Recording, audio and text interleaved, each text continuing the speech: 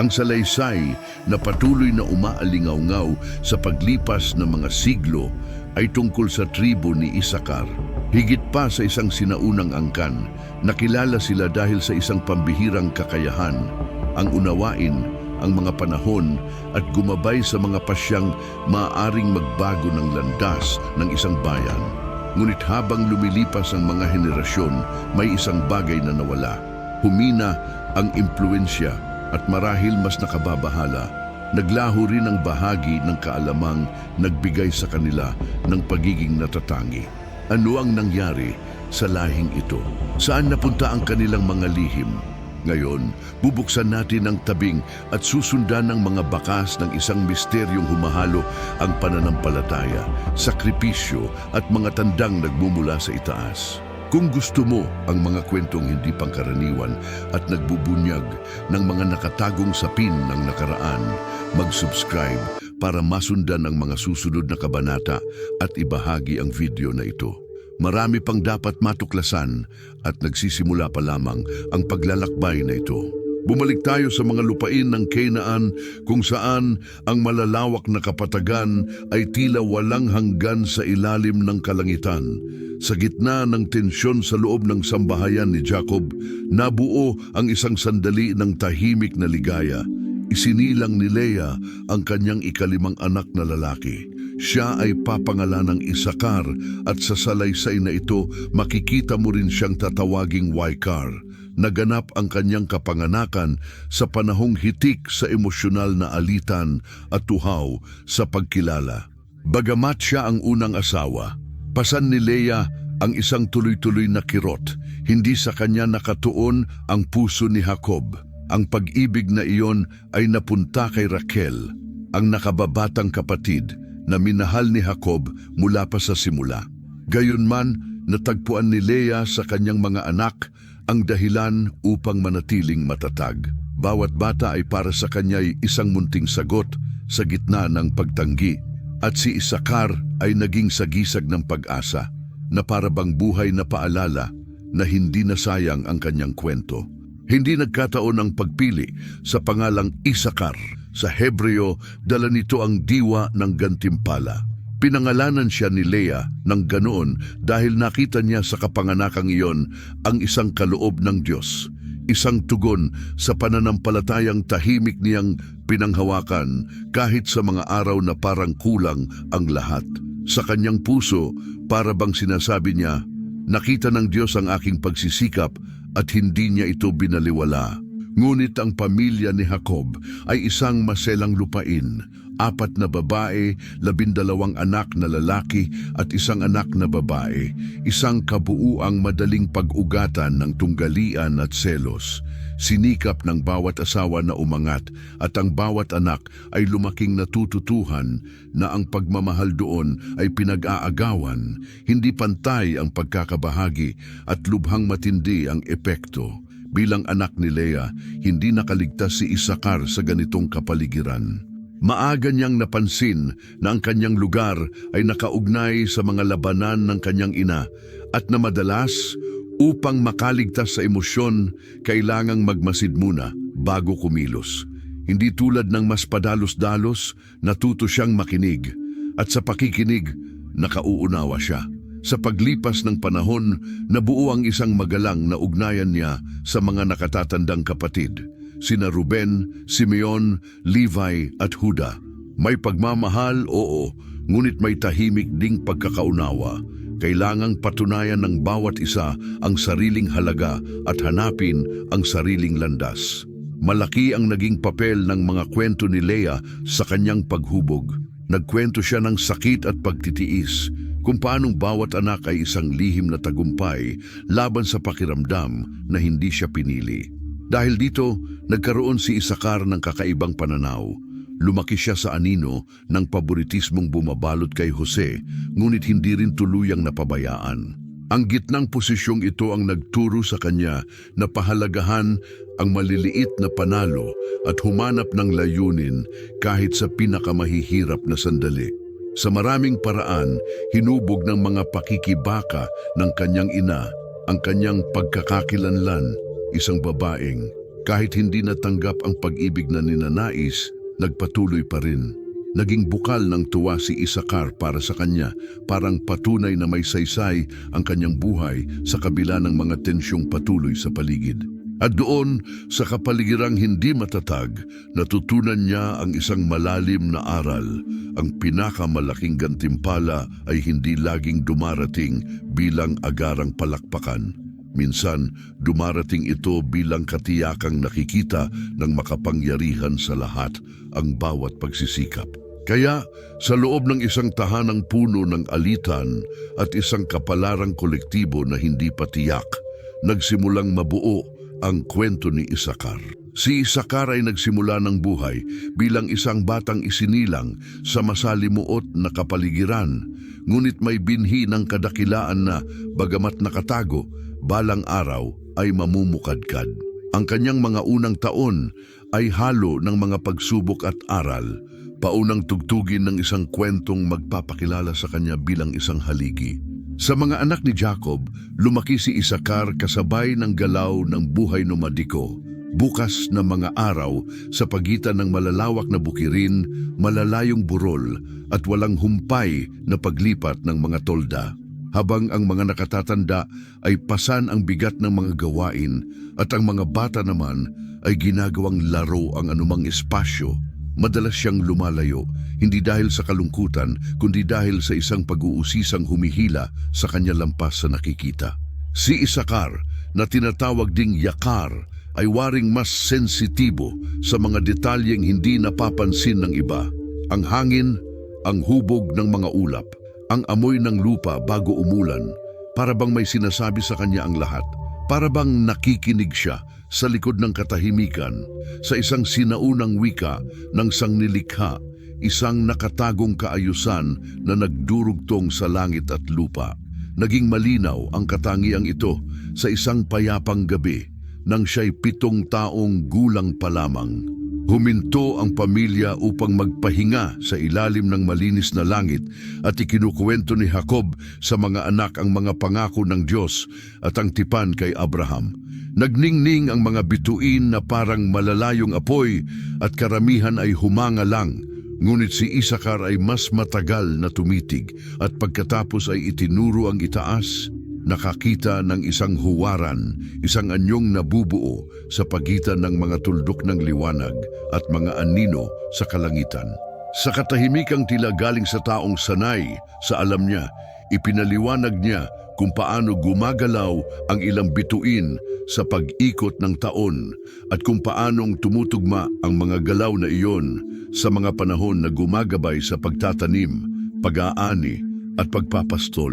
Napatahimik si Jacob sandali, nabigla sa lalim, nakarinig na siya ng mga kwento tungkol sa matatandang pantas, ngunit naroon ang isang bata na malinaw na inilalarawan iyon na parabang likas lamang. Si Leah, sa tabi niya, ay nakaramdam ng init sa dibdib. May pagmamalaki, oo, ngunit may pakiramdam din na may inilagay ang Diyos na kakaiba sa mga kamay ng anak na iyon. Pagkatapos ng gabing iyon, mas lalo pang nagmasid si Isakar. Iniuugnay niya ang nakikita sa langit sa nangyayari sa lupa, pagbabago ng temperatura, kilos ng hangin, at unti-unting pag-iba ng tanawin sa abot tanaw. Sa una, itinuring ng ilan ang kanyang mga hula bilang tsamba. Ngunit sa paglipas ng panahon, ang tsamba ay naging tiwala. Nagsimulang lumapit sa kanya ang mga pastol bago ilipat ang mga kawan. Nakinig ang kanyang mga nakatatandang kapatid kapag sinasabi niyang kailan tamang magtanim, kailan dapat maghintay pa, at kailan hindi dapat hamunin ng panahon. At sa isang taong lalo pang mahirap, ang kanyang kaloob ay hindi na lamang kakaiba, naging kailangan. Nabalam ang pagdating ng ulan. Kumonti ang pastulan, kumalat ang pangamba. Kung hindi magbabago ang panahon, magdurusa ang mga hayop at kasama nito ang mismong pag-iral ng pamilya. Marami ang tumitingin sa abot tanaw ng may pagkabalisa, walang kasagutan. Ngunit si Isakar ay nakapansin ng isang banayad na pagbabago. Umikot ang hangin, nag-iba ang pakiramdam ng hangin at nagsimulang magpakita ang langit ng mga palatandaang nabubuo ang tubig sa malayo. Kahit may mga pag-aalinlangan, nagpasya si Jacob na magtiwala sa kanyang anak at ipinag-utos na maghintay sila ng ilang araw bago gumawa ng marahas na desisyon. At dumating nga ang ulan, malakas na sapat upang iligtas ang mga kawan at maibalik ang katatagan sa kampo. Pagkatapos noon, nagbago ang mga tingin sa kanya.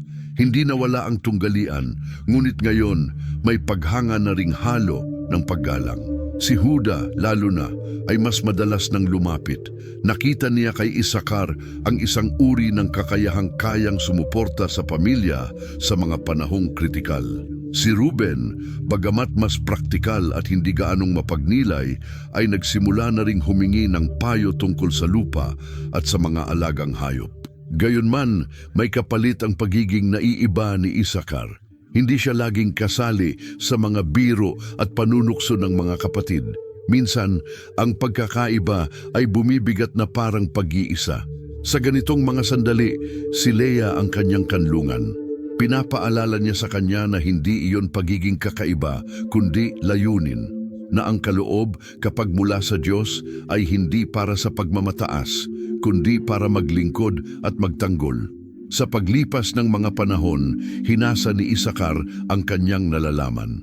Buong gabi siyang nagmamasid sa langit, iginuguhit sa isip ang mga konstelasyon at inihahambing ang mga huwaran sa pagbabago ng panahon.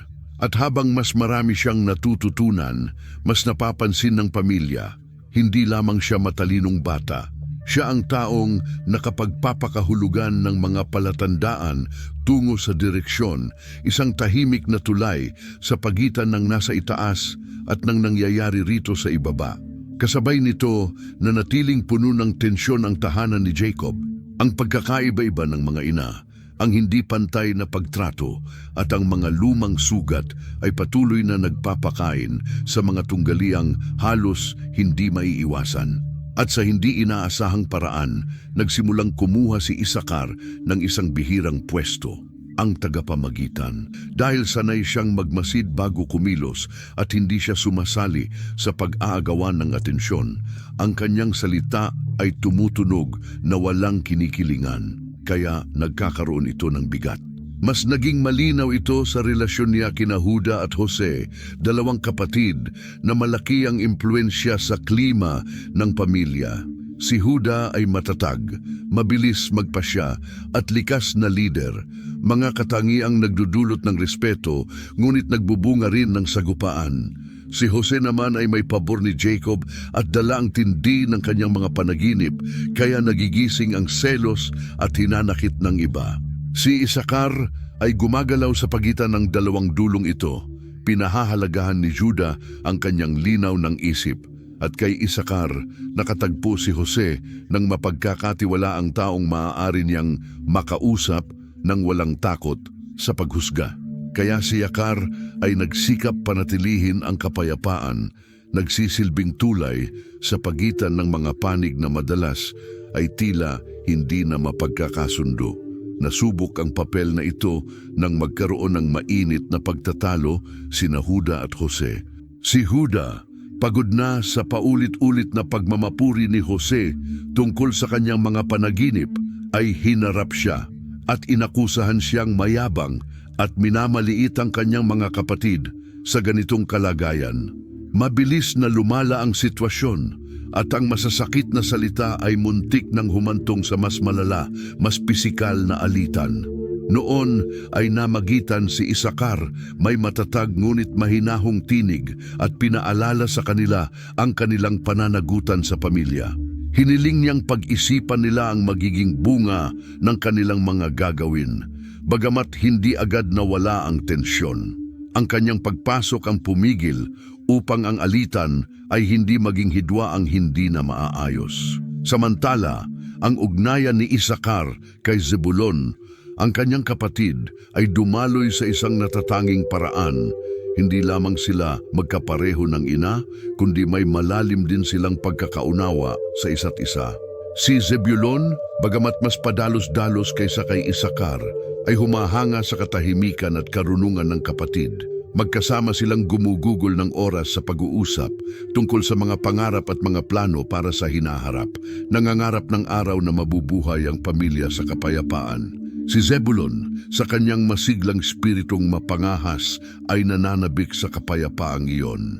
Ito ang bumabalanse sa mas payapang personalidad ni Isakar, habang si Zebulon naman ay nagpakita rin ng interes sa pag-aaral ng mga bituin at mga siklo ng kalikasan. Sa mga larangang may kinalaman sa paglalakbay, kalakalan at dagat, sinuportahan nila ang isa't isa, nagbabahagi ng kaalaman at kasanayan na nagpatibay sa kanila bilang magkatambal. Ang espesyal na ugnayang ito kay Zebulon ay naging kanlungan ni Isakar, isang lugar kung saan maaari siyang maging siya mismo. Kung patuloy man ang presyur na mamagitan o lutasin ang mga suliranin ng pamilya, sa kabila ng kanyang pagsisikap na panatilihin ang pagkakaisa, hindi rin ligtas si Isakar sa bigat nito. May mga sandaling naramdaman niyang naipit siya sa pagitan ng mga tunggalian at alitan. Batid niyang hindi laging pinahahalagahan ng lahat ang kanyang papel bilang tagapamagitan. Si Ruben, ang panganay, ay minsan tumitingin sa kanya ng may pag-aalinlangan. Iniisip kung ang pagiging neutral ni Isakar ay tanda ng kahinaan. Ngunit nanatili si Isakar sa kanyang landas, ginagabayan ng paniniwalang mas mahalaga ang pagkakaisa ng pamilya kaysa sa anumang personal na sama ng loob. Sa paglipas ng panahon, kinilala ang presensya ni Isakar bilang tagapamagitan, bilang isang napakahalagang yaman para sa pamilya. Bagamat hindi nabawasan ang mga pagtatalo, ang kanyang kakayahang makinig, umunawa, at magsalita ng may karunungan ay nakatulong upang mapahinahon ang maraming tensyong nagbabantang maghati-hati sa kanila. Sa relasyon niya kina Huda, Jose at Zebulon, natagpuan ni Isakar ang mga hamon at lakas. Alam niyang bagamat mahirap, mahalaga ang papel na ito para sa kinabukasan ng mga anak ni Jacob. Sa mga susunod na araw, patuloy na haharap si Isakar sa mga pagsubok na susukat sa kanyang lakas at tibay, pasensya at pananampalataya. Ngunit sa mga unang taon ng kanyang kabataan, nagsisimula na siyang makita bilang isang figura ng balanse, isang taong kahit hindi naghahanap ng liwanag ay gumaganap ng mahalagang papel sa masalimuot na pamilya na nakatakdang mag-iwan ng bakas sa kasaysayan. Dumaan ang mga taon na parang agos ng ilog at kasama nito iniwan ni Isakar ang pagkabata at naging isang lalaki na may maliwanag na isip at puso. Ang kanyang karunungan na nagsimula bilang intuitibong pag-unawa sa mga siklo ng kalikasan ay lumawak habang siya ay lumalaki. Hindi lamang niya pinagmamasdan ang mga bituin at ang langit, kundi pati ang mga taong nasa paligid niya, natututo sa gitna ng kanilang mga tuwa, pakikibaka at mga salungatan. Namukod tangi si Isakar dahil sa kakayahan niyang pakinggan, hindi lamang ang sinasabi, kundi pati ang hindi nasasabi. Lumapit sa kanya ang kanyang mga kapatid. Si Huda ay nagtiwala sa kanyang paghatol, kahit yaong dating tumitingin sa kanya ng may pag-aalinlangan at humingi ng payo kapag kailangang gumawa ng mahahalagang desisyon. Si Jose, sa kanyang pinakamabigat na sandali, ay nakakita ng taong mapagkakatiwalaan, isang kaibigang umuunawa sa kanya ng walang kondisyon, kahit wala ng mahabang paliwanag. Ngunit sa kabila ng lumalaking impluwensiya, hindi hinangad ni Isakar ang pagiging sentro. Ang pinakamalaking kasiyahan niya ay ang maglingkod sa pamilya at patibayin ang mga ugnayang nagbubuklod sa kanila. At sa isa sa mga taong iyon ng kanyang pagkamahinog, sa simula pa ng kanyang pagiging ganap, naganap ang isang pangyayaring tuluyang babago sa direksyon ng kanyang buhay. Isang tahimik na gabi, tinawag ni Jacob si Isakar sa kanyang tolda. May bigat at kabanalan ang kanyang anyo na parabang ang mga salitang bibitawan niya ay matagal nang naghihintay. "Ay Isakar, anak ko," panimula ni Jacob habang ang apoy ng lampara ay nagbubuo ng mga aninong sumasayaw sa dingding ng tolda. "Nasubaybayan ko ang paglaki mo hindi lamang bilang ama, kundi bilang isang taong naghahanap ng layunin ng Diyos. Hindi katulad ng iba, hindi dahil mas mataas ka, kundi dahil may kaloob kang kailangan nila kahit hindi pa nila nauunawaan. Tahimik na umupo si Isakar at nakinig. Pagkatapos, taimtim na nagpatuloy si Jacob. Ipinangako sa atin ng Diyos na mula sa atin ay lilitaw ang isang dakilang bansa, isang bansang magiging liwanag sa mundo. Ngunit ang pangakong iyon ay hindi lamang nakasalalay sa lakas ni Juda o sa mga panaginip ni Jose. Kailangan din ng mga haliging matatag na sumusuporta sa buong estruktura upang hindi ito gumuho bago pa man dumating ang mga unos. Ikaw ay isa sa mga haliging iyon. Nagsalita si Jacob na mabigat sa damdamin habang inaalala niya ang mga pagpapala ng Diyos at ang mga pakikibakang hinarap niya sa buong buhay. Ipinaliwanag niyang bawat anak ay may natatanging layunin sa banal na plano, ngunit hindi ito magiging madali para sa lahat. Ang papel mo, sabi ni Jacob, ay maging taong may malalim na pag-unawa, isang gabay sa mga panahon ng kawalang katiyakan. Sa pamamagitan mo, matututong pahalagahan ng ating pamilya ang karunungang nagmumula sa pagmamasid at sa pakikinig sa Diyos sa mga payak na bagay, sa mga panahon ng taon, sa mga siklo ng lupa at sa mga bituing nagbibigay liwanag sa atin mula sa langit. Pagkarinig nito, nakaramdam si Isakar ng halo ng kababaang loob at pananagutan. Nakita siya ng kanyang ama hindi lamang bilang isa sa pamilya, kundi bilang mahalagang bahagi, isang haliging kailangan sa pamana na kanilang itinatayo. Sa wakas, sumagot si Isakar, "Kung ito ang aking tawag, tatanggapin ko. Ngunit sabihin mo sa akin kung paano ako'y tao lamang, at ang tungkuling inilalarawan mo ay tila mas malaki kaysa sa akin." Inilagay ni Jacob ang kamay sa balikat ni Isakar at ngumiti ng may pag-aaruga. "Hindi, anak ko. Ang kailangan mo upang tuparin ang layuning ito ay nasa loob mo na. Hindi lamang pinipili ng Diyos ang mga likas ng malalakas. Pinatitibay niya ang mga tinatawag niya.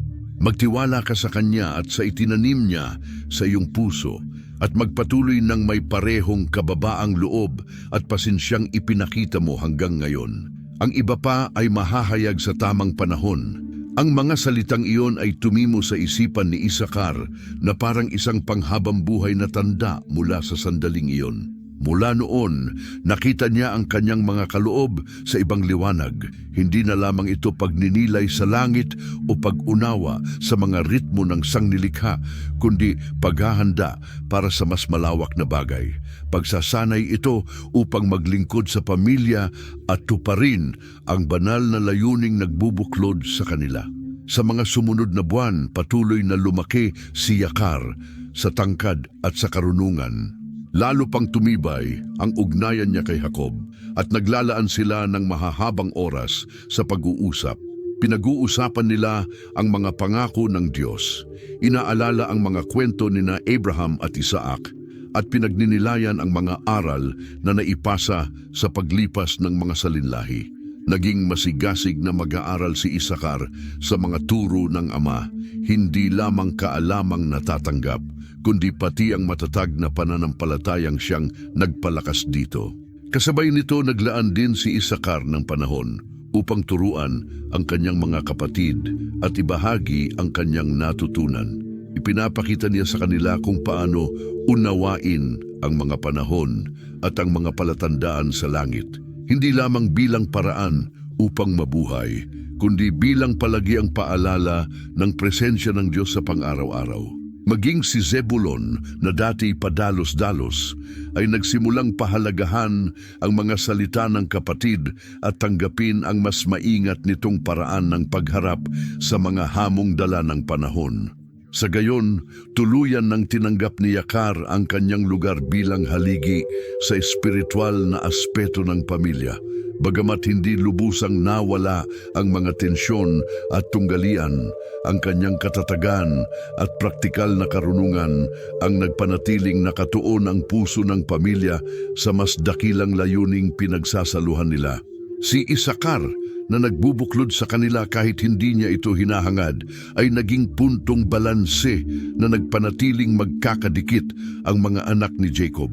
Siya ay isang tahimik ngunit mahalagang lakas na nag-iingat sa pinakadiwa ng lahing iyon. Ang mga taon ng paghinog ni Isakar ay hindi lamang humubog sa kanya bilang lalaki. Inihanda rin siya upang maging sagisag ng tibay at pag-unawa sa isang pamilyang nakatakdang mag-iwan ng malalim na bakas sa kasaysayan. Hindi niya namamalayan, nagtatanim na siya ng mga binhi ng pamana na tatawid sa panahon at alaala, ginagabayan ng mga salita ng Ama at ng di matitinag na pananampalataya sa banal na layunin. Sa mga huling araw ni Jacob, taglay niya ang kapayapaang parang ilog na natapos ang kanyang paglalakbay. Humihina ang lakas ng patriarka, ngunit tila lalo pang lumalakas ang espiritu na para bang mas malinaw nang nakikipag-usap sa kanya ang walang hanggan habang nararamdaman niya ang paglapit ng kanyang pag-alis. Kaya tinawag ni Jacob ang kanyang mga anak upang lumapit. Nais niyang ipamana ang mga salitang pagpapala at propesiya na magtatakda ng kanilang kapalaran at ng magiging kapalaran ng kanilang lahi. Sa isang maluwang na tulda na sinisindihan ng sinag ng araw na mahiyain na pumapasok sa pagitan ng mga tela, nagtipon ang 12 anak ni Jacob sa paligid ng ama. Sa bawat mukha ay may pananabik at kabanalan, sapagkat alam nilang hindi iyon karaniwang pagnanais, kundi mga pahayag na may bigat ng banal. Nakahiga, nagsimulang magsalita si Jacob ng malakas, mahinahon at matatag. Tinatawag ang bawat anak sa pangalan at inihahayag ang natatanging papel na nakalaan sa kanila sa plano ng Diyos. Nang dumating ang pagkakataon ni Isakar, tumitig si Jacob sa kanya ng may lambing at pagmamataas. Nasubaybayan niya ang paglaki nito sa loob ng maraming taon. Nakita niyang namukadkad ang karunungan at napansin kung paanong sa katahimikan ay naging natatangi ang anak, isang mahalagang sandigan. Itinaas ni Jacob ang kamay patungo kay Isakar at sa malalim na tinig ay binigkas ang mga salitang tatatak sa kanyang kapalaran. Si Yakar ay gaya ng isang asno. Nakahimlay siya sa pagitan ng mga koral. Nakita niyang mabuti ang pahinga at kaaya-aya ang lupain, kaya iniyuko niya ang balikat upang pasanin ang bigat at nagpasakop sa sapilitang paggawa. Ang mga salitang iyon, bagamat payak sa anyo, ay may malawak na kahulugan at umalingaw-ngaw sa puso ni Isakar at ng lahat ng nakarinig. Sa kanyang karunungan, hindi lamang inilalarawan ni Jacob ang lakas at tibay ng anak, kundi ang kahandaan nitong akuin ang mga responsibilidad na iniiwasan ng iba. Ang paghahambing sa asno, isang hayop na mapagpakumbaba ngunit kailangang-kailangan, ay nagbigay diin sa halaga ng kanyang papel. Isang taong mananatiling matatag, handang magdala ng mga pasanin ng may pasensya, laging ginagabayan ng mas dakilang layunin. Ang pagbanggit sa pahinga at sa kaaya-ayang lupain ay tumutukoy sa kakayahan ni Isakar na makakita kung ano ang mabuti at kapakipakinabang, hindi lamang para sa sarili, kundi para sa kanyang sambahayan. Makikilala siya ng mga susunod na salinlahi bilang taong marunong magbalanse ng masipag na paggawa at espiritual na gantimpala. Isang taong nauunawaan ang mga panahon at kumikilos ayon sa karunungang banal. Sa pagdinig sa Ama, ibinaba ni Yakar ang kanyang ulo bilang tanda ng kababaang loob. Kahit ang propesyang iyon ay tungkol sa bigat at paggawa, nakita niya ang mas mataas na diwa, maging gabay sa nangangailangan ng direksyon, maging masusing tagamasid ng mga siklo ng buhay, at maging taong kayang bumasa sa paggalaw ng panahon at sa mga palatandaan sa langit. Sa sandaling iyon, naunawaan ni Isakar na ang kanyang buhay ay hindi iikot sa panandaliang karangalan o paghahangad ng kapangyarihan, kundi sa katapatan at paglilingkod. Habang ipinagpapatuloy ni Jacob ang pagbabasbas sa iba pang mga anak, nagmuni-muni si Isakar sa kahulugan nito para sa kanya at sa kanyang mga magiging supling.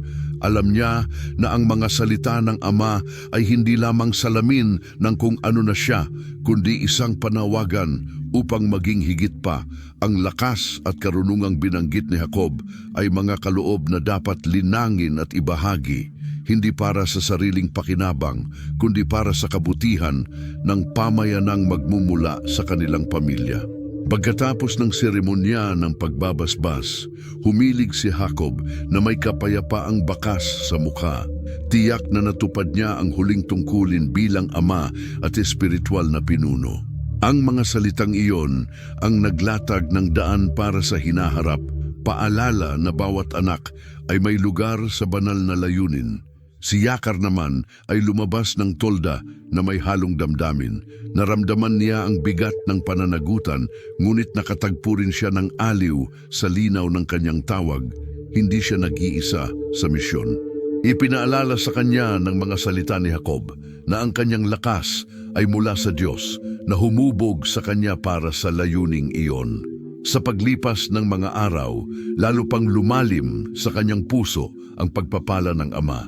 Iniisip ni Isakar ang mga sakripisyo at paglilingkod na naghihintay sa kanya, ngunit pati na rin ang mga pagpapalang isisilang ng pagsunod. Sa bawat panahon, nakikita niya ang mga pahiwatig ng katotohanang nakapaloob sa mga salita ni Jacob, na para bang ang lupa mismo ang nagpapatunay na ang kanyang landas ay matagal nang itinakda. Sa ngalan ng walang hanggan, tinanggap ni Isakar ang basbas ni Jacob. Hindi bilang pasanin, kundi bilang karangalan. Alam niyang ang kanyang buhay ay magiging larawan ng paglilingkod. Karunungan at katatagan, inihanda siya ng mga salita ng Ama para sa darating. May mga bagay pang haharapin at sa bawat hakbang na kanyang ginagawa, mas lumalapit siya sa katuparan ng layuning iyon. Isang layuning, bagamat mapagpakumbaba sa anyo, ay magiging napakahalaga sa walang hanggang pamana ng mga anak ni Jacob. Matapos ang Eksodo at ang mahahabang taon ng paglalagalag sa ilang, nagsimulang manirahan ang mga tribo ng Israel sa lupang pangako. Bawat tribo ayon sa mga basbas at bahagi ng teritoryong ipinagkaloob sa kanila. Ang magiging tahanan at lugar kung saan iiwan ng tribo ni Isakar ang kanilang pamana ay hindi maliit.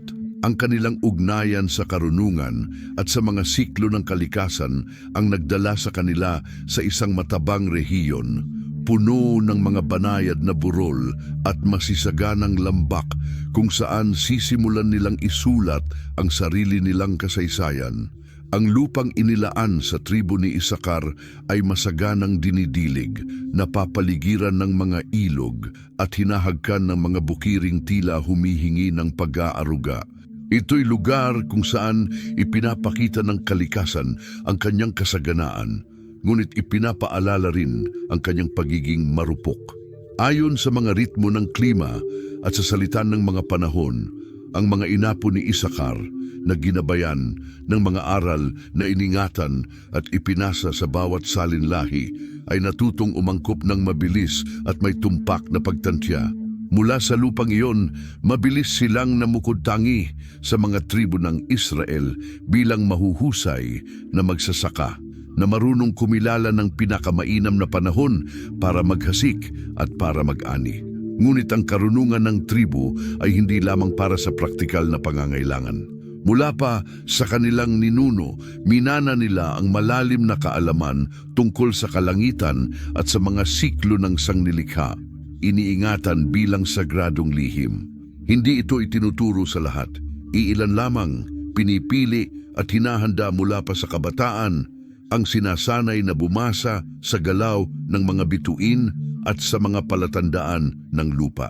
Ang mga lalaki at babaeng ito, nakilala bilang mga pantas ng Isakar, ay naging mga tagapayo hindi lamang ng sarili nilang tribo, kundi pati ng iba pang tribo ng Israel na lumalapit sa kanila tuwing may mga pagdududa at panahon ng kawalang katiyakan. lalo na kapag kailangang pagpasyahan kung ang landas ay digmaan ba o pakikipag-alyansa. Naging napakahalaga ang pagsangguni sa mga pantas ng Isakar.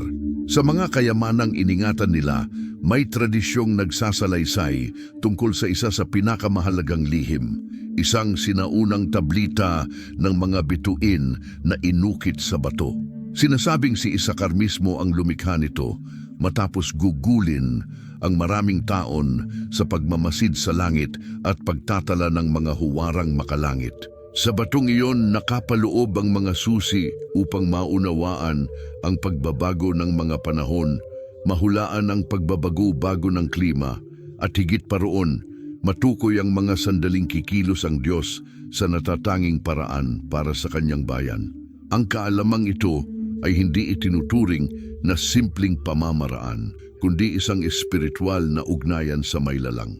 Minsan, sa panahon ng matinding tagtuyot na tumama sa lahat ng tribu, nagtungo ang mga pinuno ng Israel sa tribu ni Isakar upang humingi ng direksyon. Ipinagmasdan ng mga pantas ang langit, sinuri ang mga palatandaan sa paligid, at matapos ang ilang araw ng pagninilay, panalangin at pagpapasya, napagpasyahan nilang kailangan munang itigil ang gawaing pang-agrikultura at ituon ang panahon sa espiritual na pagbabagong loob at sa pagkakaisa ng pamayanan. Noong una, marami ang nagtaka sa payong iyon. Gayunman, sumunod ang bayan at unti-unting bumalik ang mga ulan na muling nagbigay buhay sa lupa. Pinatibay ng pangyayaring ito ang reputasyon ng tribu ni Isakar bilang huwaran ng pag-unawa at makalangit na karunungan, lampas pa sa kanilang husay sa pagsasaka at sa kaalaman sa mga siklo ng kalikasan. Sa panahong iyon, namukod-tangi rin ang tribu ni Isakar dahil sa malalim nitong paninindigan sa edukasyon at sa pangangalaga ng espiritual na pamana ng Israel. Habang ang ilang tribu ay mas nakatuon sa digmaan o kalakalan, nagsikap ang mga inapo ni Isakar na isulat at ingatan ang mga kwento, mga kautusan at mga tradisyon ng kanilang bayan. Naniniwala sila na ang pag-unawa sa nakaraan ay mahalaga upang matawid ang hinaharap at na ang tunay na lakas ng Israel ay hindi lamang nasa tabak, kundi sa katapatan sa tipan ng Diyos. Sa paglipas ng mga taon, naging halimbawa ang tribu ni Isakar ng balanse sa pagitan ng pisikal na paggawa at espiritual na buhay. Kahit hindi nila hinangad ang pangunahing papel sa militar o kapangyarihang pampolitika, lumawak ang kanilang impluensya dahil kaya nilang bigyang kahulugan ang panahon at magbigay ng praktikal na sagot sa mga suliraning bumabagabag sa mga tribu at sa kanilang mga pinuno. Ang mga pinipiling gumabay ay hindi lamang dahil sa lahi, kundi dahil sa pagsasanib ng kaalaman at ugali. Kaya iginagalang sila sa loob at labas ng kanilang pamayanan. Ang ugnayan ng tribu sa mga siklo ng sangnilikha ay nagbunga rin ng mga pagdiriwang na nagbibigay parangal sa mga panahon at sa tapat na paglalaan ng Diyos. Ang mga pagdiriwang na ito, bagamat nakasentro sa pasasalamat, ay nagsisilbi ring buhay na alaala ng walang hanggang tipan sa pagitan ng Israel at ng kanilang maylalang. Dito, hindi lamang ang mga taga-Isakar ang nagtitipon, kundi pati ang mga mula sa iba't ibang tribu na dumarating upang matuto at magbahagi sa diwa ng pagkakaisa. Sa gayon, hindi lamang umunlad ang tribu ni Isakar sa lupang pangako. Naging tanglaw din sila ng karunungan na nagpapaalala na ang lakas ng Israel ay wala lamang sa bilang o sa mga pananakop, kundi sa kakayahang unawain ang mga panahon at lumakad ng kaayon ng mga layunin ng Diyos. At ang pamana na ito na nakaugat sa buhay at mga aral ng ninunong si Isakar ay magpapatuloy sa paglipas ng mga salinlahi, sumasandig sa bayan sa pinakamadilim at maging sa pinakamaliwanag na mga sandali. Ang panahon ng mga hukom ay isang magulong yugto sa Israel, hitik sa panloob na alitan at sa walang tigil na banta mula sa mga bansang nakapaligid.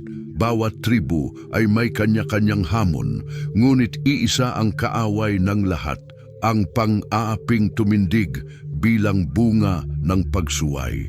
Sa ganitong tagpo lumitaw ang isang kapansin-pansing figura. Si Deborah, isang babaeng may pambihirang karunungan at pag-unawa na ang impluensya ay magmamarka sa kanyang panahon at magpapatibay sa kahalagahan ng tribu ni Isakar. Kilala si Deborah bilang propetisa at hukom sa Israel, isang tanda ng katarungan at pamumuno sa bansang naghahanap ng direksyon. Hinahanap ang kanyang payo ng lahat, mula sa karaniwang tao hanggang sa mga pinunong tribal.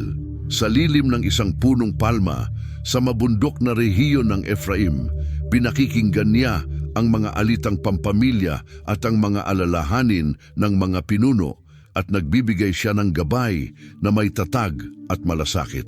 Doon niya tinawag si Barak, isang pinunong militar, para sa isang misyong babago sa kapalaran ng Israel. Ang pang-aapi ni Jabin, hari ng Canaan, at ng makapangyarihan niyang kumander na si Sisera ay nagpahirap sa bayan sa loob ng maraming taon. May hukbong suportado ng Siyam na raang karwahing bakal, tila hindi sila matatalo at nanghihina ang loob ng mga tribu. Dahil sa paniniwalang ito ang tawag ng Diyos, sinabi ni Deborah kay Barak, "Hindi ba iniutos sa iyo ng Panginoon, ang Diyos ng Israel? Humayo ka, tipunin mo ang iyong mga tao sa bundok Tabor at magsama ka ng 10,000 lalaki mula sa mga tribu ni Naftali at Zebulon. Akitin ko si Sisera, kumander ng hukbo ni Jabin, kasama ang kanyang mga karwahe at mga kawal patungo sa batis ng Kison, at ibibigay ko siya sa iyong mga kamay." Si Barak, bagamat matapang, ay nag-aatubili at sumagot, "Kung sasama ka sa akin, pupunta ako. Ngunit kung hindi ka sasama, hindi ako pupunta." Pumayag si Deborah. Ngunit binalaan siya, "Sasama ako. Ngunit ang karangalan ng tagumpay ay hindi mapapasa iyo, sapagkat ibibigay ng Panginoon si Sisera sa kamay ng isang babae." Kaya nagsimula ang paghahanda at kumalat ang panawagan para sa labanan. Nagsimulang magtipon ang mga tribu sa ilalim ng kanyang pamumuno. Kabilang sa mga tumugon ay ang tribu ni Isakar. Ang mga lalaki ng Isakar, tapat sa kanilang pamana ng karunungan at paglilingkod. Dumating sila sa bundok Tabor hindi lamang bilang mga mandirigma, kundi bilang mga estratehista at tagapayo. Binanggit pa mismo ng teksto na ang mga pinuno ng Isakar ay kasama ni Deborah at si Yakar ay kasama ni Barak na siya nitong ipinadala. Sa paglalakbay patungo sa lambak, binibigyang diin ng banggit na ito ang aktibo at mahalagang papel ng tribu, hindi lamang sa mismong labanan, kundi pati sa pagpaplano at sa pangunguna sa buong kampanya. Matindi ang labanan. Buo ang tiwala ni Sisera sa lakas ng kanyang mga karwahing bakal. Kaya dinala niya ang mga kawal sa lambak, tiyak na dudurugin niya ang mga Israelita. Ngunit sa di inaasahang pagliko ng pangyayari, tila ang kalangitan mismo ang kumampi kina Deborah at sa hukbo. Bumuhos ang napakalakas na ulan sa rehiyon at naging malawak na putikan ang lupa.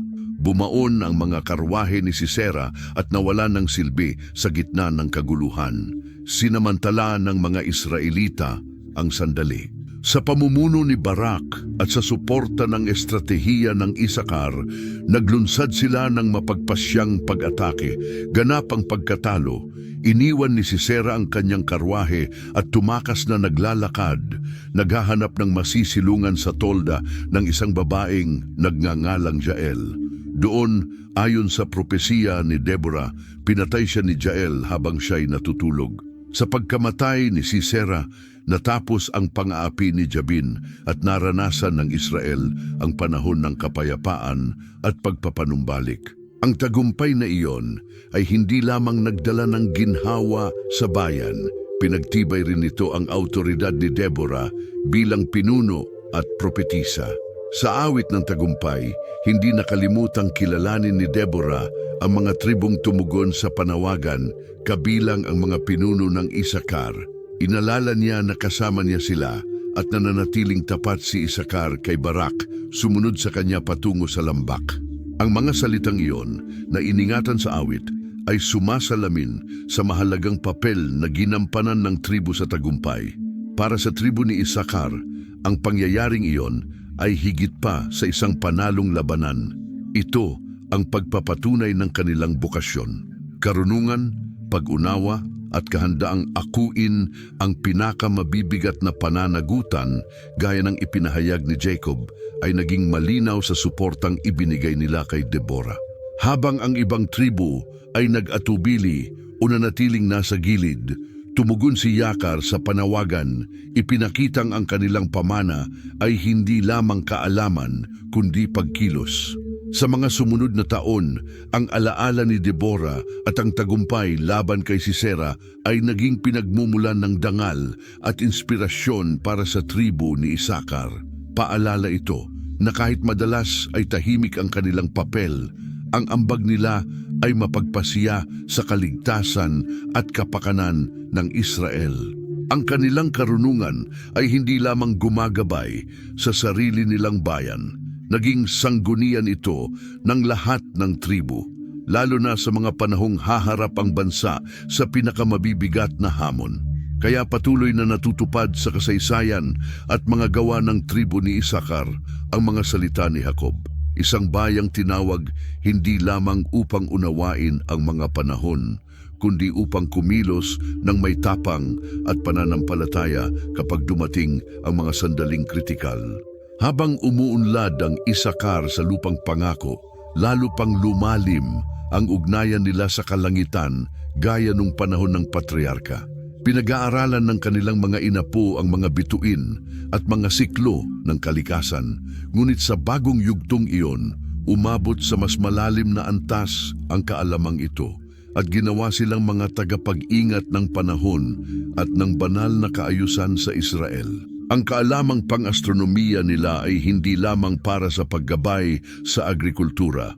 Sinusuportahan din nito ang mga aspetong espiritual at pampamayanan ng bayan. Ang matabang rehiyong tinitirhan nila, may malinaw na kalangitan at malalawak na tanawin, ay nagbigay ng perpektong kondisyon para sa pagmamasid. Inilalaan ng mga pantas ng Isakar ang mahahabang gabi sa pagsubaybay sa mga konstelasyon at pagtatala ng kanilang paggalaw. At ang kanilang pagtingin ay hindi lamang siyentipiko. Nakikita nila sa kalangitan ang salamin ng kaayusan ng Diyos, isang makalangit na mapa na gumagabay sa Israel, sa lupa man o sa espiritu. Kabilang sa pinakamahahalagang tala na iningatan ng tribu ay ang mga kalendaryo at mga talahanayang pangbituin na may tumpak na pagmamarka ng mga solstice, equinox at mga yugto ng buwan. Ang mga dokumentong ito na isinulat sa mga pergamino at inukit din sa mga tablita at figurang luwad ay binantayan ng may sukdulang pag-iingat ng mga tagapag-ingat ng panahon, isang makitid na bilog sa loob ng tribu. Tanging ang mga itinuturing na karapat-dapat dahil sa karakter, pananampalataya at pag-unawa ang tinatanggap sa sining ng pagpapakahulugan. Ipinakikita ng mga talahanayang ito kung paanong ginampanan ng Isakar ang mahalagang papel sa pag-aayos ng mga kapistahang panrelihiyon ng Israel, gaya ng Paskuwa, mga unang bunga at araw ng pagtubos. Batay sa kanilang mga kalkulasyong pang-astronomiya, itinatalaga nila ng eksakto ang pagsisimula ng bawat buwang lunar upang matiyak na ang mga pagdiriwang ay nagaganap sa mga panahong itinakda ng Diyos. Hindi ito tinitingnan bilang kapaki-pakinabang lamang, kundi bilang paraan upang manatiling nakahanay ang Israel sa tipan. Paalala sa bayan na maging ang panahon ay nasa pamamahala ng kataas-taasan. Isa sa pinakamahigpit na binabantayang lihim ng tribu ay ang paggamit ng mga bituin upang maunahan ang pagbabago ng klima.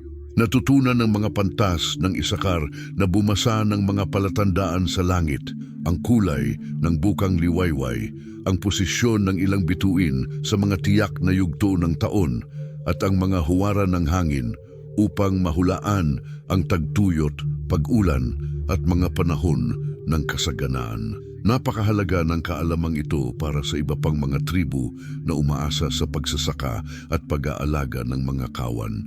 Bagamat may ilang hula silang ibinabahagi sa Israel, nanatiling nakatago ang mga eksaktong paraan, iniingatang mabuti at may pag-iingat. Hindi lamang pag-iingat sa dangal o prestihiyo ang dahilan ng ganitong lihim, kundi ang pagprotekta sa karunungan laban sa mga kaaway. Sa panahon ng alitan, sinikap ng mga karatigbayan na samantalahin ang kakayahan ng mga pantas ng Isakar para sa sarili nilang pakinabang. Kaya bumuo rin ang tribo ng sistemang pasalinsaling pasalita, itinuturo ng mga nakatatanda sa mga kabataan sa pamamagitan ng mga kwento at awit na may dalang mga susi at koda upang kahit mawala o manakaw ang mga naisulat, mananatiling buhay ang sinaunang karunungan. Isa sa pinakamatitinding salaysay sa panahong iyon ay naganap sa panahon ng isang pananalakay ng mga Filisteo. Sumulong ang kaaway patungo sa mga lupain ng Isakar upang kunin ang mga yaman at higit sa lahat agawin ang kaalamang naroon. Dahil dito, itinago ng mga pantas ang mga mapa ng bituin sa isang lihim na kuweba sa kabundukan.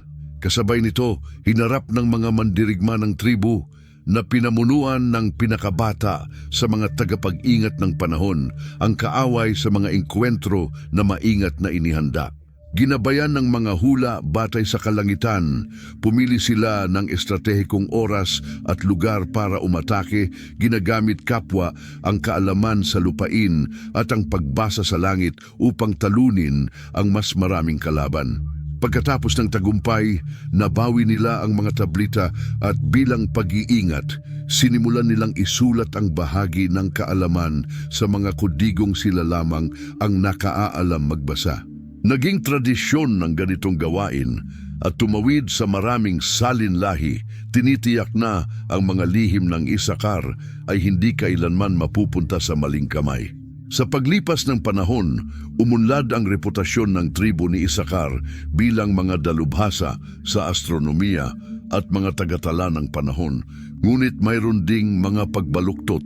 Lampas sa mga hanggahan ng Israel, may mga bayan na nakarinig ng mga bulong-bulungan tungkol sa mga anak ng mga bituin, gaya ng tawag ng ilan sa kanila, at nais nilang matuto mula sa Isakar.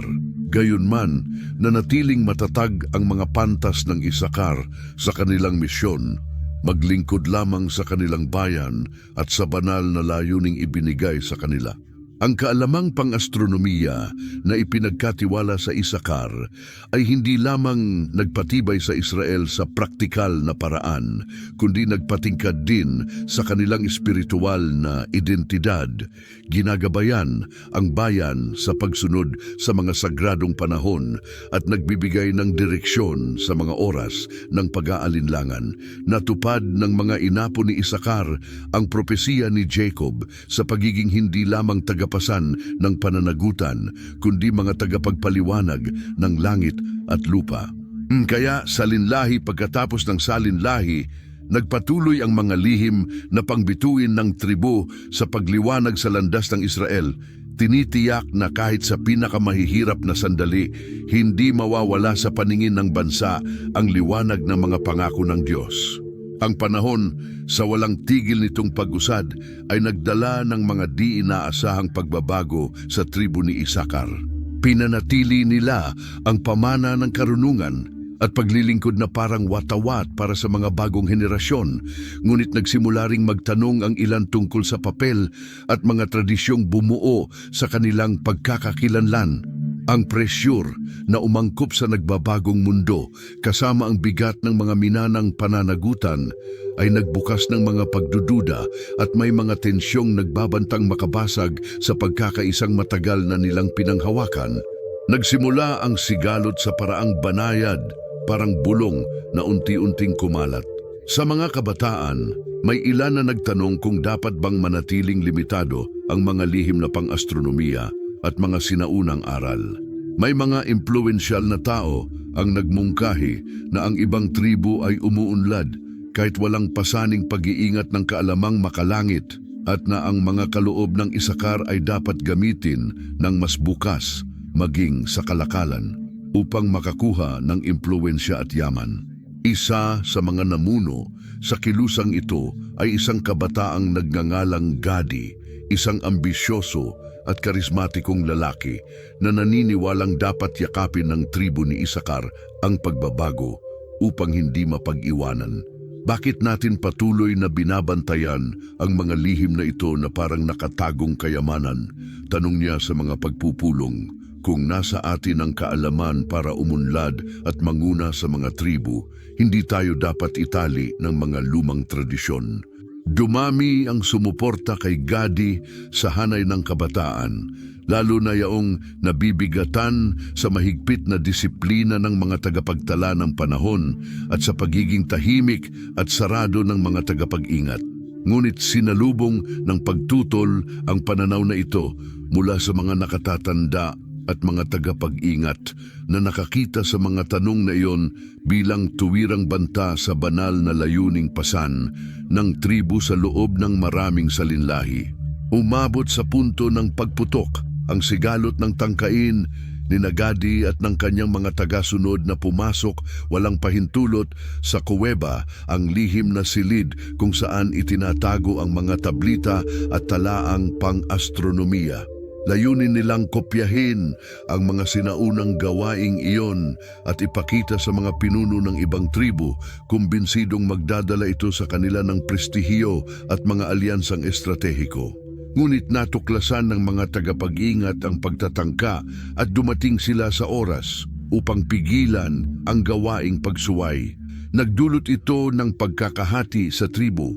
Sa isang panig, ang mga sumuporta kay Gadi na nagsasabing pinipigil ng tradisyon ng tribu at panahon na para magbago. Sa kabila, ang mga tagapag-ingat at nakatatanda na iginiit na ang pagtataksil sa mga lihim ng tribu ay paglapastangan hindi lamang sa pamana kundi sa Diyos mismo.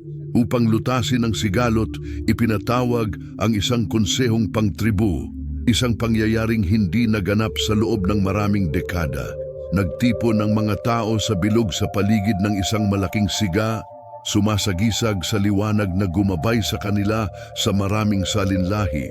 Ipinahayag ng bawat panig ang kanilang mga dahilan ng may sigasig at paninindigan. Si Gadi ang unang nagsalita, ipinipilit ang pangangailangang umangkop. Nasasayang natin ang pagkakataong gamitin ang mga talento ng tribu upang magkaroon ng impluwensiya. Mas malaki ang potensyal natin kaysa rito, sabi niya, habang masidhing nakatingin sa karamihan.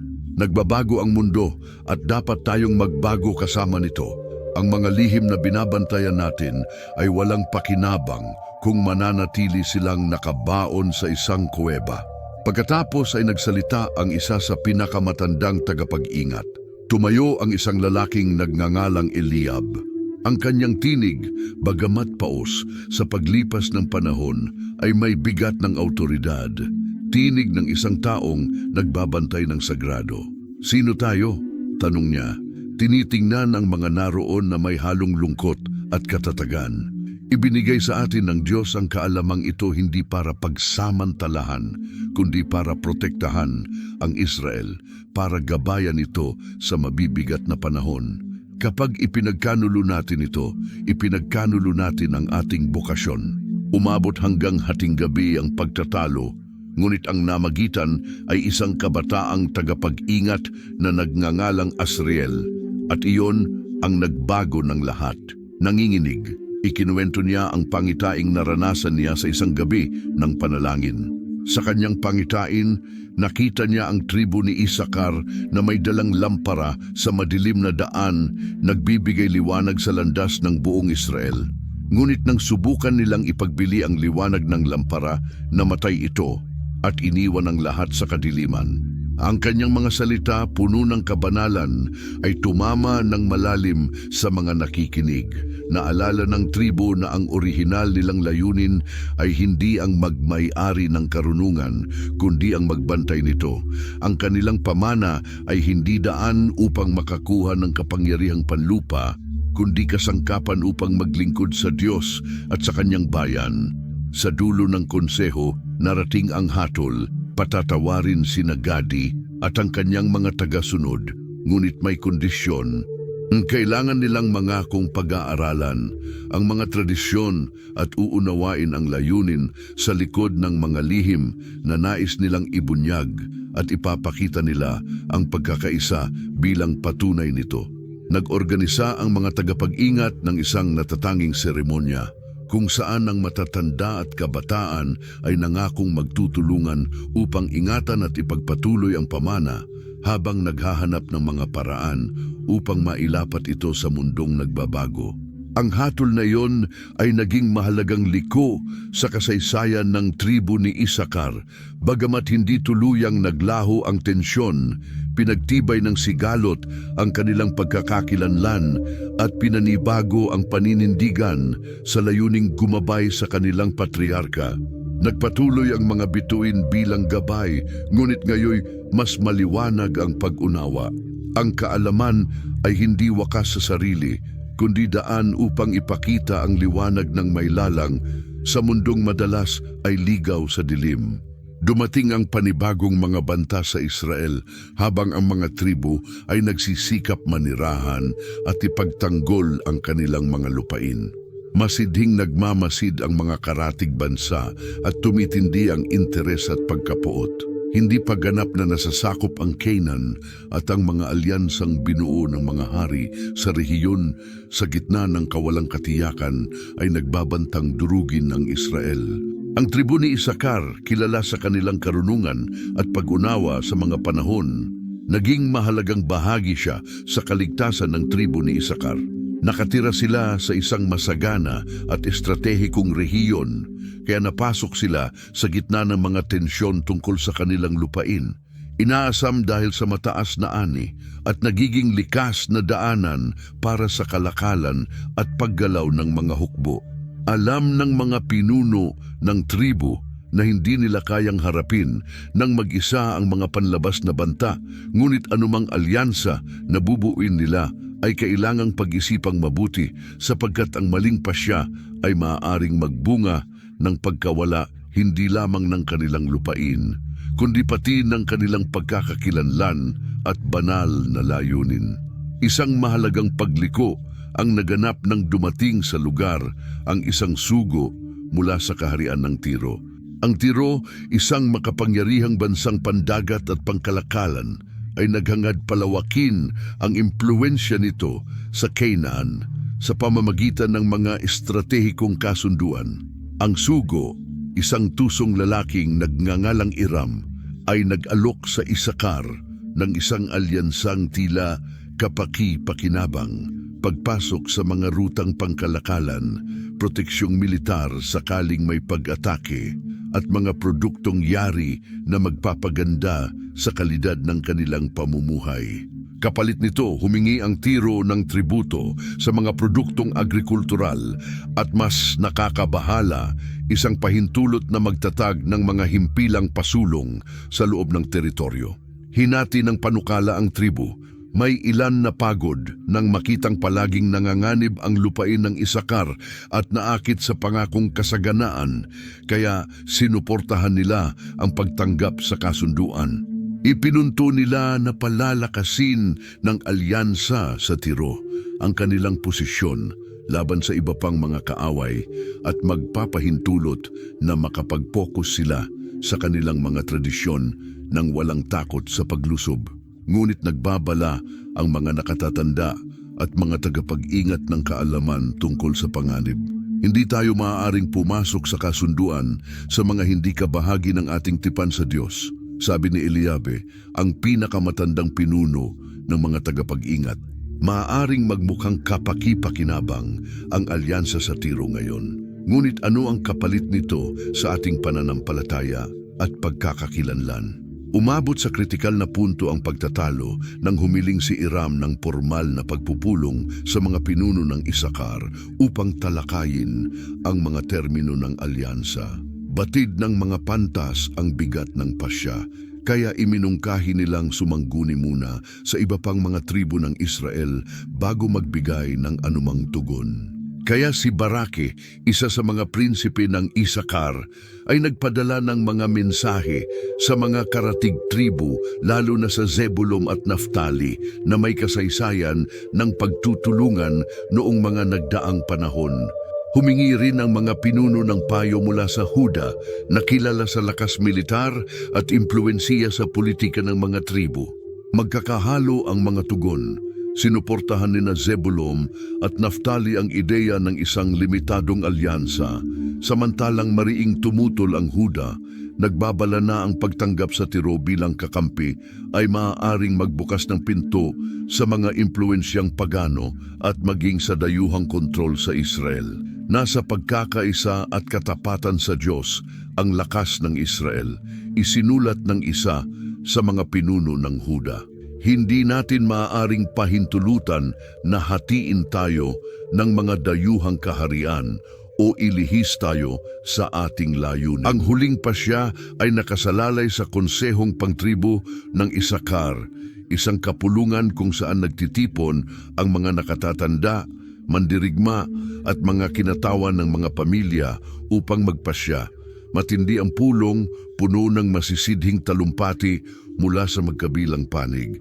Si Gadi, na ilang taon na ang nakalipas ay namuno sa isang paksyong tumutol, ay ngayon nanguna sa pagtatanggol sa tradisyonal na paninindigan ng mga tagapag-ingat. Natutuhan natin ang aral mula sa ating mga pagkakamali, sabi niya. Hindi natin maaaring isugal ang ating pamana kapalit ng mga pangakong panandaliang kasaganaan. Dumating ang resolusyon matapos ang ilang araw ng panalangin at pagninilay.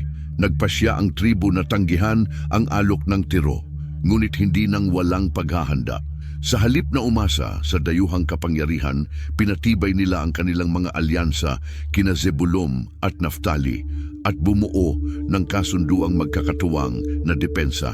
Nagsimula rin silang sanayin ang kanilang mga mandirigma sa mas mataas na antas ng taktikang pangdepensa, habang ang mga tagapag-ingat naman ay gumawa ng mga paraan upang matiyak na mananatiling ligtas ang kanilang kaalaman kung sakaling sumiklab ang tunggalian. Nang matanggap ni Iram ang tugon ng Isakar, kapansin-pansin ang kanyang paghamak. Sinayang ninyo ang isang pagkakataon, wika niya, ipinahayag ang sarili niyang kadakilaan bago umalis. Ngunit hindi nito pinahina ang paninindigan ng tribo.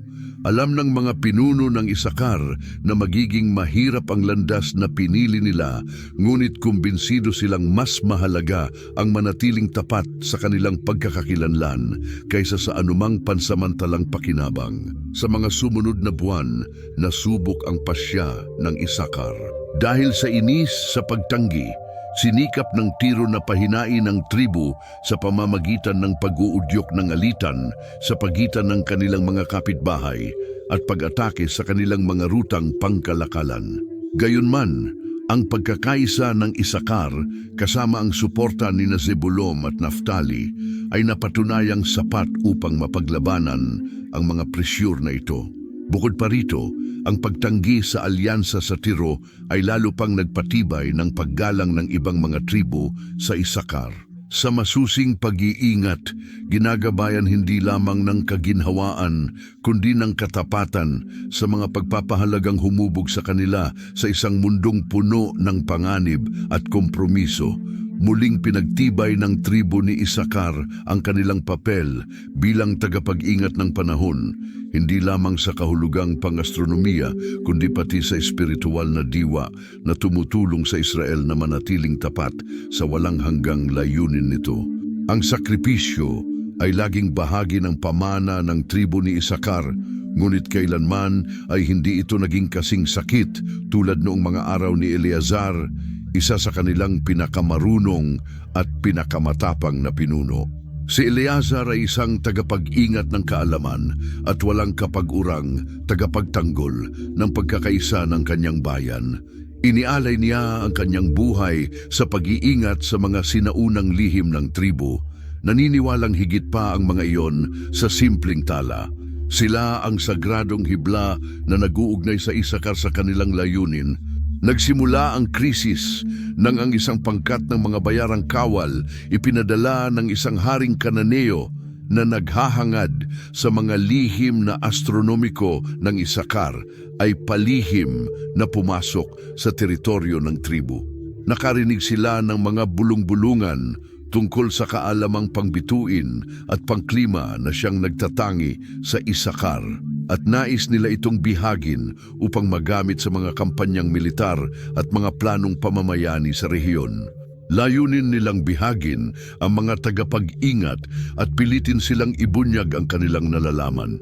Noong gabing iyon, habang kumikislap ang mga bituin sa mga lambak ng Isakar, umatake ang mga bayarang kawal at tuwirang nagtungo sa lihim na kuweba kung saan itinatago ang mga tablita ng astronomiya at iba pang sagradong tala. Palibhasa'y tiwala na magbibigay sa kanila ng bentahe ang biglaang paglusob. Sumulong sila ng walang pag-aalinlangan.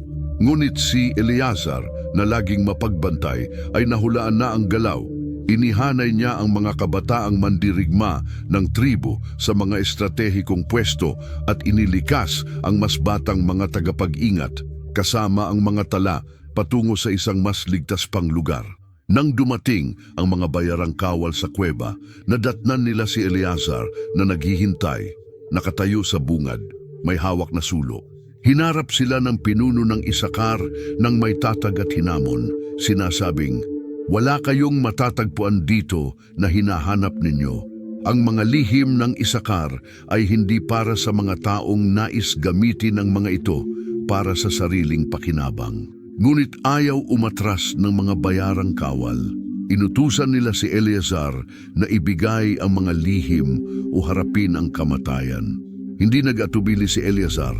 Alam niyang ang kanyang misyon ay protektahan hindi lamang ang mga tala, kundi pati ang diwa ng kanyang bayan. Kapag nakuha ng mga kaaway ang kanilang hinahanap, hindi lamang ang tribo ni Isakar ang malalagay sa panganib, kundi ang buong Israel. Sa isang matatag na kilos, inihagis niya ang sulo papasok sa kuweba at sinindihan ang apoy na mabilis na lumamon sa lahat ng naroon. "Maaari ninyong kunin ang buhay ko," pahayag ni Eleazar sa mga bayarang kawal na papalapit na, "ngunit hindi ninyo kailanman makukuha ang ipinagkatiwala sa amin ng Diyos. Ang karunungang hinahanap ninyo ay wala sa mga batong ito, kundi nasa puso ng aking bayan, at iyon ay hindi ninyo kailanman maiaagaw." Sa matinding galit, hinuli nila siya at pinatay sa harap mismo ng bungad ng kuweba. Gayunman, ang sakripisyo ni Eleazar ay nagbunga ng higit pa sa inaasahan ng kanyang mga kaaway. Hindi lamang nito nailigtas ang mga lihim ng Isakar, kundi pinag-isa rin nito ang tribo sa paraang hindi na nakita sa loob ng maraming salinlahi. Pagsapit ng bukang liwayway, nang dumating ang mga mandirigma ng Isakar at natagpuan ang katawan ni Eleazar, napuno ang kanilang mga puso ng halo, ng sakit at paninindigan. Ipinaalala ng sakripisyo ng kanilang pinuno ang halaga at layunin ng kanilang misyon. Sa isang solemne at banal na seremonya, dinala nila si Eleazar sa isang mataas na lugar kung saan tanaw ang mga bituin at nangako silang hindi kailanman malilimutan ang sakripisyo ni ang panawagan ng tribo. Ang kamatayan ni Eleazar ang nagmarka ng bago at pagkatapos sa kasaysayan ng Isakar. Ang mga kabataang dating nag-aalinlangan sa saysay ng kanilang mga tradisyon ay malinaw nang nakita ang halaga ng kanilang pinoprotektahan. Nagkaisa ang mga pamilya, humina ang mga panloob na pagkakahati, at ang tribu, pinalakas ng halimbawa ng kanilang pinuno, ay muling pinagtibay ang kanilang pangako sa misyon. Dinoble ng mga tagapag-ingat ang pagsisikap na maipasa ang kaalaman ng ligtas, habang ang mga mandirigma ay nanumpang ipagtatanggol sila kahit kapalit ang sariling buhay. Ang sakripisyo ni Eleazar ay hindi lamang nagbuklod sa tribo ni Isakar, kundi nagbigay rin ng inspirasyon sa iba pang mga tribo ng Israel sa pamamagitan ng kanyang kwento. Naging paalala ito na ang layunin at pananampalataya ay madalas humihingi ng mga gawaing kabayanihan na lampas sa karaniwang pag-unawa ng tao. Sa bawat pagtitipon ng tribo, sa bawat pagdiriwang sa ilalim ng mga bituin, binibigkas ang pangalan ni Eleazar hindi bilang pagkawala, kundi bilang huwaran ng kahulugan ng pagiging tunay na anak ni Isakar, tagapag-ingat ng panahon, tagapagtanggol ng karunungan at tapat na lingkod ng banal na layunin. Sa gayon, nanatili ang pamana ni Eleazar sa bawat pasyang ginagawa ng tribo, salinlahi pagkatapos ng salinlahi, habang patuloy nilang pinag-aaralan ang mga konstelasyon at ang mga siklo ng lupa. Hindi lamang nito tiniyak ang kinabukasan ng Isakar, pinagtibay rin nito ang papel nila bilang espiritual na haligi ng buong Israel. Ipinapakita na ang pagkakaisa, pananampalataya at karunungan ay mas makapangyarihan kaysa sa anumang panlabas na banta. Sa loob ng maraming siglo, ang tribo ni Isakar na minsang naging tanglaw ng karunungan at katatagan para sa Israel ay nagsimulang harapin ang mga hamon ng pagbabago. Ang mga tao ng kaluwalhatian ng ang kanilang kaalaman ay gumagabay sa bayan sa mga siklo ng lupa at ng mga bituin ay napalitan ng mga panahon ng pag-aalinlangan. Ang pagguho at ang pagkatapon sa Babilonya ang naging simula ng pagbagsak na tuluyang magbabago sa kapalaran ng tribo. Nang salakayin ng mga Babilonyo ang Jerusalem, sirain ang templo at dalhin ang bayan ng Israel sa pagkabihag, hindi nakaligtas ang tribo ni Isakar sa pagdurusang ito. Nilimas ang kanilang mga lupain, nagkahiwa-hiwalay ang mga pamilya at maraming pantas at tagapag-ingat ang dinalang bihag. Ang mga sinaunang tablita at talaang pang-astronomiya na maingat na iningatan ng maraming salinlahi ay nagkawatak-watak sa gitna ng kaguluhan. Ang ilan ay nawasak, ang iba'y naibenta, at ang iba naman ay itinago ng mga desperadong kasapi ng tribo, batid na ang ganitong kaalaman ay hindi dapat mapunta sa kamay ng mga bumihag sa kanila. Malayo sa kanilang lupain, inalisan ng kanilang mga ritual at naputol sa kalangitang matagal nilang pinagmasdan, hinarap ng mga anak ni Isakar ang isang panloob na pakikibaka. Marami ang nagsimulang magtanong tungkol sa kanilang pagkakakilanlan at layunin. Ang ilan ay sinikap umangkop sa buhay Babilonya, nakihalo sa kultura ng pagkatapon at tiniwan ang mga tradisyon ng kanilang mga ninuno. Ngunit ang iba ay kumapit sa mga pira-pirasong kaalamang nailigtas nila at palihim itong ipinasa. Salinlahi pagkatapos ng salinlahi, may isang maliit na pamayanan ng mga pantas ng Isakar na nanirahan sa lungsod ng Nippur, kung saan sinubukan nilang buuing muli ang ilan sa mga nawala. Sa malinaw na mga gabi, sa ilalim ng parehong langit na minsang nagbigay inspirasyon sa kanilang mga ninuno, pinagmamasdan nila ang mga bituin at gumuguhit ng mga bagong mapa. Gayunman, limitado ang kanilang mga mapagkukunan at maraming katawan sa kalangitan ang hindi na nila napagmamasdan sa parehong paraan. Kaya nanatiling hindi buo ang mga sinaunang aral kahit gaano pa nila pagsikapan. Unti-unting naglaho ang ugnayan sa dating maluwalhating nakaraan ng tribo, parang apoy na dahan-dahang nauupos sa paglipas ng panahon. Pinalaya ang bayan ng Israel mula sa pagkabihag at nakabalik sa kanilang lupain, ngunit hindi na muling nabawi ng tribo ni Isakar ang dati nitong katanyagan. Ang mga teritoryong dating kanila ay inangkin na ng iba at ang kanilang mga tradisyon, bagamat iginagalang, ay nawalan ng malaking impluwensiya sa mas batang mga henerasyon na isinilang sa konteksto ng muling pagbangon at pakikibaka para mabuhay, mas nakatuon sa agarang pangangailangan at unti-unting iniiwan ang mga lihim na minsang nagbigay kahulugan sa tribu, gayunman hindi lahat ay nawala.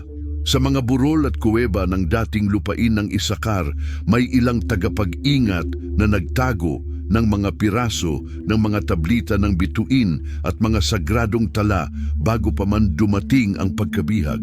Ang mga relikyang ito, binalot sa tela at iningatan laban sa panahon, ay nanatiling nakatago sa loob ng maraming siglo, naghihintay na muling matuklasan. Ayon sa mga alamat na ipinasa ng mga inapo ng tribu, ang sinumang makakatagpo ng mga lihim na ito ay gagabayan ng Diyos upang ibalik ang nawalang karunungan at tuparin ang orihinal na layunin ng Isakar. Kahit sa kanilang paghina, nag-iwan ng tribu ng bakas na hindi mabubura sa kolektibong alaala. Patuloy na binanggit ng kasulatan ng Israel ang Isakar bilang isa sa mga nakauunawa ng panahon at nakaalam kung ano ang dapat gawin. Ang pamana nilang ito, bagamat pira-piraso, ay naging sagisag ng pag-asa para sa bayang naghahanap ng direksyon sa gitna ng pagsubok. Sa mga huling araw ng lahi ni Isakar, nagkalat ang mga kasapi ng organisadong tribu sa Israel at lampas pa. Naging mga dalubhasang eskriba at tagapayo sila, dala ang mga binhi ng karunungang natitira sa kanila, bagamat hindi na sila kinikilala bilang isang tribu. Ang impluwensiyang minsang nagkaisa ay nagpatuloy sa mga tradisyon at sagradong teksto bilang isang alingaw-ngaw ng layuning humubog sa kanila mula pa noong panahon ng kanilang patriarka. Sa kasalukuyan, ang mga inapo ni Isakar ay nagsisilbing tahimik na patunay ng katatagan at pananampalataya. Bagamat malaking bahagi ng kanilang mga lihim na kaalaman ay nawala, naniniwala ang ilan na may mga piraso pa rin ng kanilang pamana na umiiral, nakatago sa mga sinaunang teksto, sa mga tradisyong pasalin-saling salaysay ng kanilang mga inapo at sa mismong mga bituin, naghihintay na muling matuklasan ng mga may pag-unawa at pananampalatayang maghanap. Kaya ang kasaysayan ng tribu ni Isakar ay hindi nagtatapos sa kanilang paghina, kundi nananatiling isang pangakong hindi pagganap, isang kwentong may mga kabanata pang isusulat. Ang kanilang misyon, bagamat natakpan ng panahon, ay buhay pa rin sa puso ng mga nakaalala sa kanilang bukasyon, mga tagapag-ingat ng panahon, mga tagapagpaliwanag ng kalangitan, at mga tagapagdala ng banal na karunungan sa mundong patuloy na nangangailangan nito. Sana ay nagustuhan mo ang kamanghamanghang paglalakbay na ito sa kasaysayan ng tribu ni Isakar. Isang pamana na minarkahan ng karunungan, sakripisyo at pananampalataya. Kung naantig ka ng kwentong ito, inaanyayahan kitang kumonekta sa channel para sa mas marami pang ganitong nilalaman, kung saan sinasaliksik natin ang mga kwentong hitik sa kahulugan at malalalim na aral.